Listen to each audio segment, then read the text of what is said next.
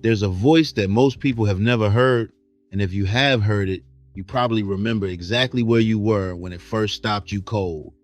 Overton Vertis Wright didn't sound like other soul singers. He didn't sound safe or smooth or designed for radio.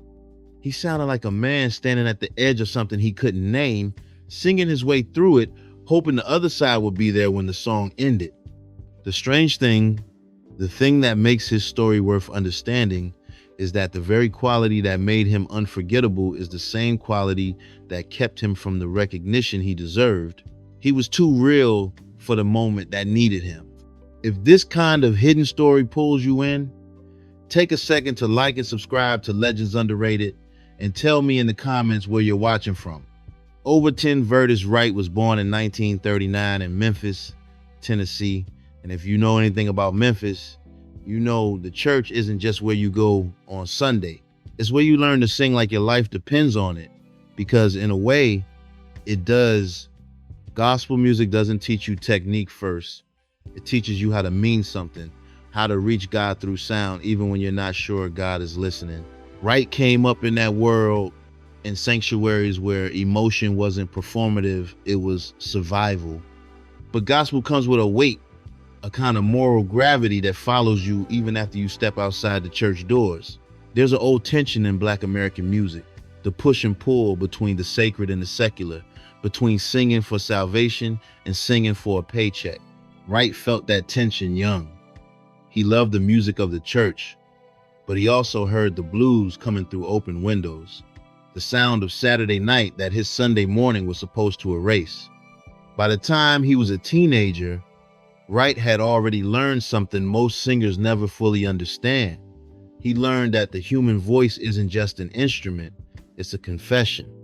Gospel trained him to pour everything into a note, to let the cracks show, to never hide behind smoothness or polish. That training became the foundation of everything he'd do later, but it also became a kind of curse. Because once you learn to sing like that, like you're testifying in front of witnesses, you can't turn it off. You can't make it easier to hear. Wright started recording in the early 1960s, and the people who heard him knew immediately they were listening to something different. His voice had this ache in it, this rawness that wasn't stylistic, it was structural. He wasn't trying to sound wounded, he just carried the wound into every line. Producers recognized his talent right away, but they also recognized a problem. The same quality that made him undeniable also made him difficult to market. This was the era of Motown smoothness, of Sam Cooke's effortless beauty, of singers who could break your heart without making you uncomfortable. Wright couldn't do that. Or maybe he refused to. When he sang about love, it didn't sound romantic, it sounded desperate. When he sang about loss, it didn't sound poetic, it sounded like loss. There was no distance between Wright and the material, no performance layer that let you enjoy the pain without feeling it yourself. Other singers from his era found massive success by refining their edges, by learning how to deliver emotion in a way that felt powerful but still palatable. Wright never learned that trick, or maybe he saw through it. He understood instinctively that once you start sanding yourself down for an audience, you stop being yourself. So he stayed rough, stayed real, and the industry kept him at arm's length, respecting his artistry while quietly ensuring he'd never break through to the mainstream. In 1964, Wright recorded a song that should have made him a household name. That's How Strong My Love Is wasn't just a great soul ballad. It was a blueprint for what soul music could be when it stopped trying to please everyone and started trying to tell the truth. Wright's version had this weight to it, this gravity that pulled you down into the feeling instead of letting you observe it from a safe distance. He sang it like a man making a promise he wasn't sure he could keep, and that uncertainty made it devastating. But here's the bitter irony that would define Wright's career. His version came first, but it wasn't the version that became famous. The Rolling Stones covered it, Otis Redding covered it. Both versions charted, both became classics, and both sent people back to discover that Overton versus Wright had been there first. Except by then, the moment had passed. The world had decided which version of the song it wanted to hear, and it wasn't the one that hurt the most. Imagine what that does to an artist. You pour yourself into a recording, you create something undeniable, and then you watch as other people take your blueprint and build their careers on it while you remain in the shadows. It's not that the covers were bad, some of them were great, but they were easier to hear, easier to love, because they put distance between the listener and the pain. Wright's version didn't give you that distance.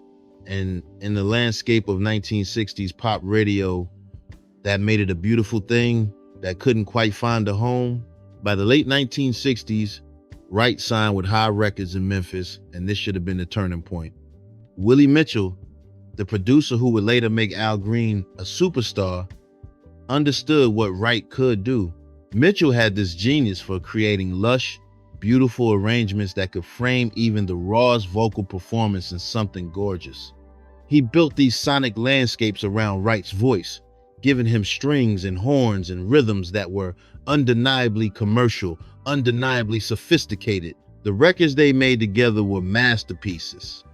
Songs like 8 Men, 4 Women, and Heartaches showcased Wright at his peak, singing with this controlled devastation that somehow felt both intimate and enormous.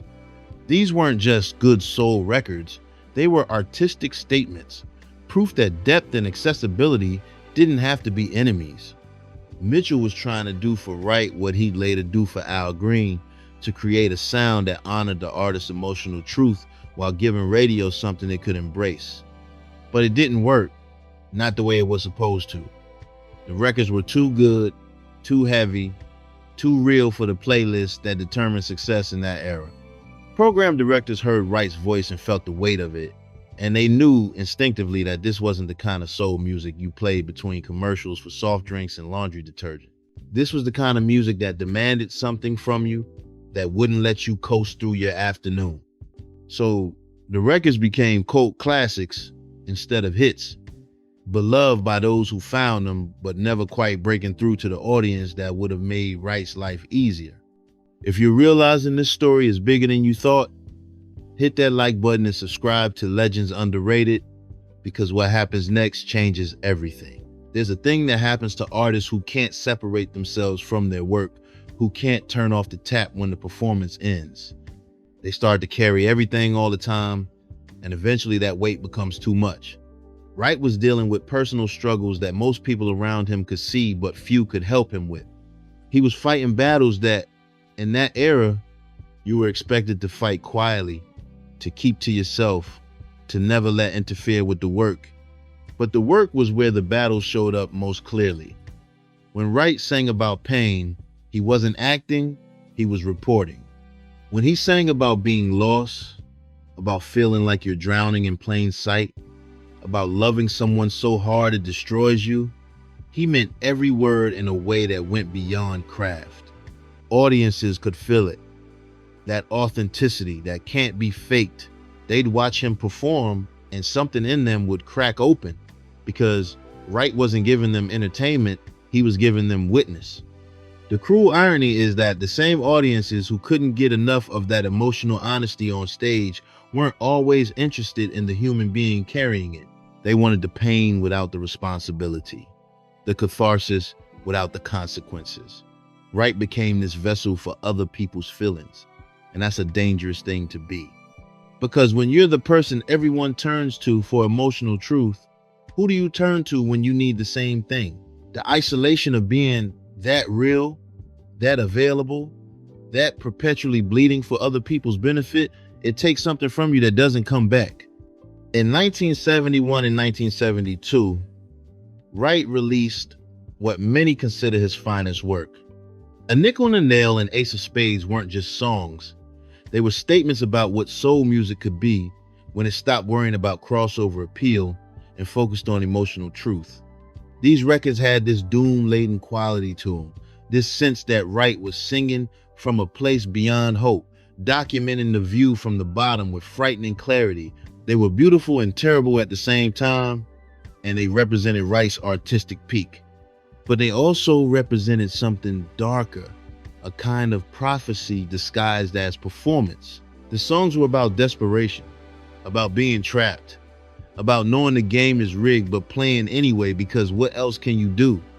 And Wright was living that reality every night on the Chitlin Circuit, the network of black venues and theaters that sustained artists the mainstream ignored. The circuit was home and prison simultaneously, a place where you could be yourself but never quite escape yourself. There's a weight to performing songs about struggle while living the struggle, to singing about barely surviving while barely surviving. Every night, Wright would get on stage and pour out these performances that left audiences shaking. And then he'd move on to the next town, the next venue, the next night of the same beautiful torture. The irony wasn't lost on him.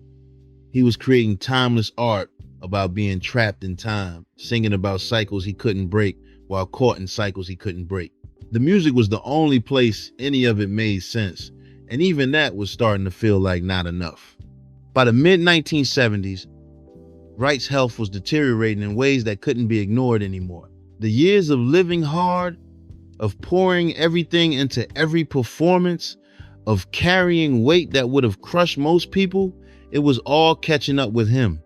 His body was breaking down, and the industry that had never fully embraced him wasn't rushing to help. There was no safety net for artists like Wright, no pension plan for people who'd given their lives to music without ever getting the commercial success that might have provided security.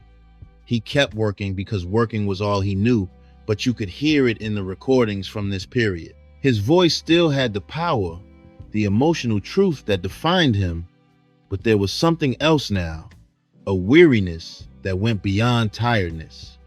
He sounded like a man singing against time, trying to get everything out before the window closed. The soul music landscape was changing too, moving toward disco and smoother production, and Wright's raw, uncompromising style felt increasingly out of step with where the industry was headed. There's a particular loneliness to becoming obsolete while you're still alive, to watching the culture move on without you, to knowing you're still capable of greatness but finding fewer and fewer people interested in hearing it. Wright had spent his entire career being told he was too much, too raw, too real, and now he was being told he wasn't enough, wasn't contemporary, wasn't what people wanted anymore. The industry had never quite known what to do with him, and now was ready to forget him entirely.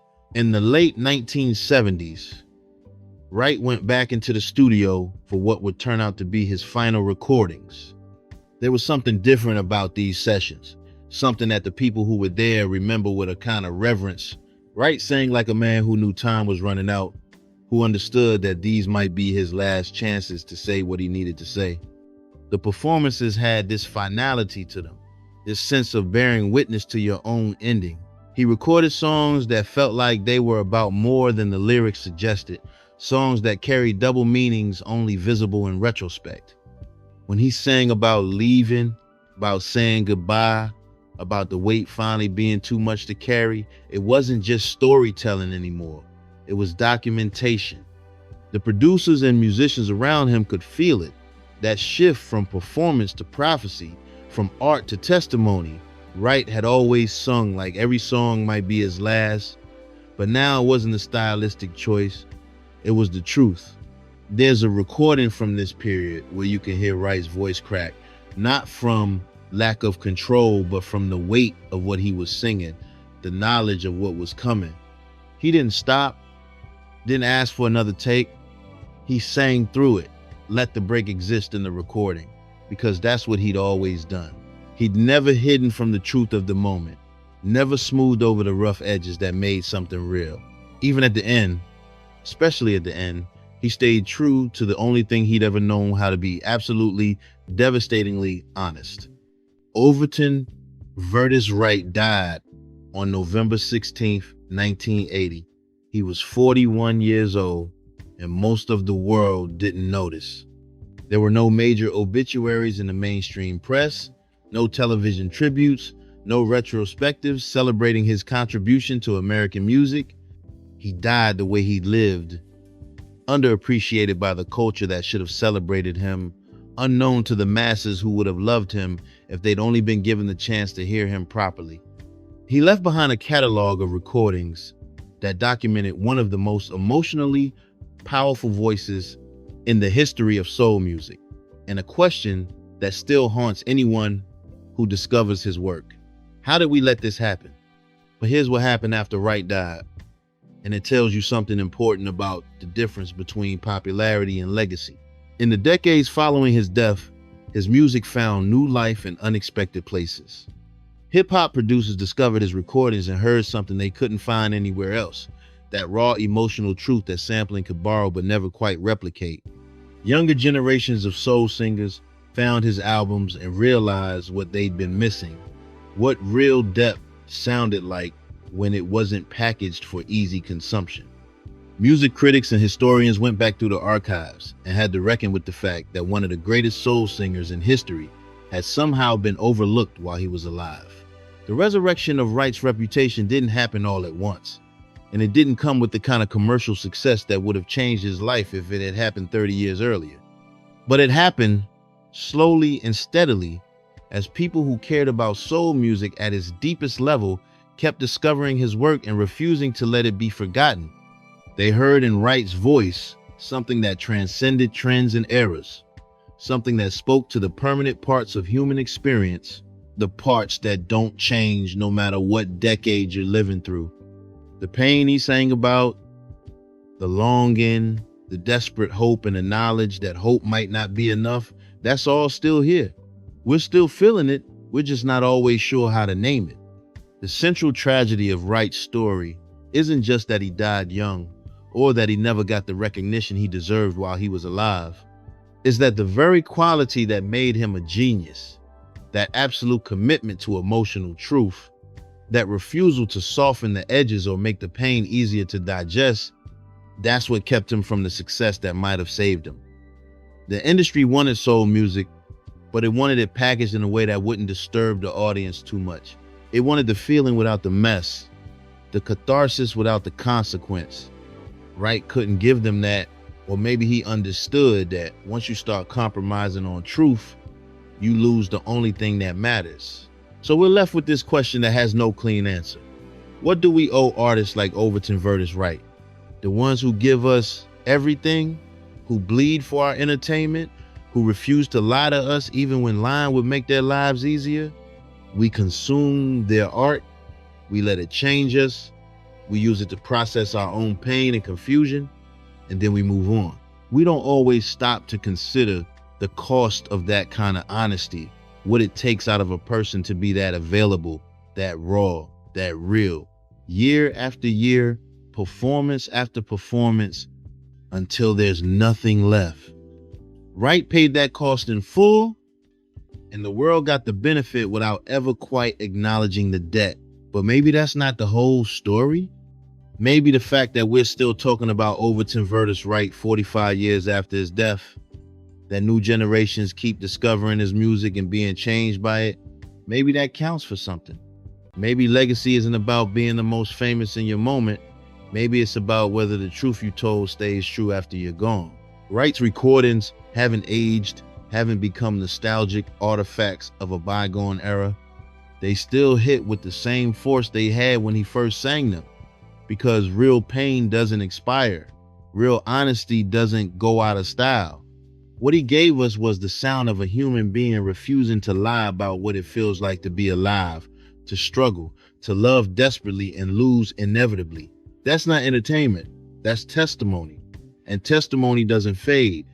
The version of Overton Vertis Wright we never got to hear is the one who lived long enough to see his genius recognized, who got to experience the love and respect that was always his due. We never got to hear what he would have sounded like at 50, at 60, with decades more wisdom and pain and survival to sing about.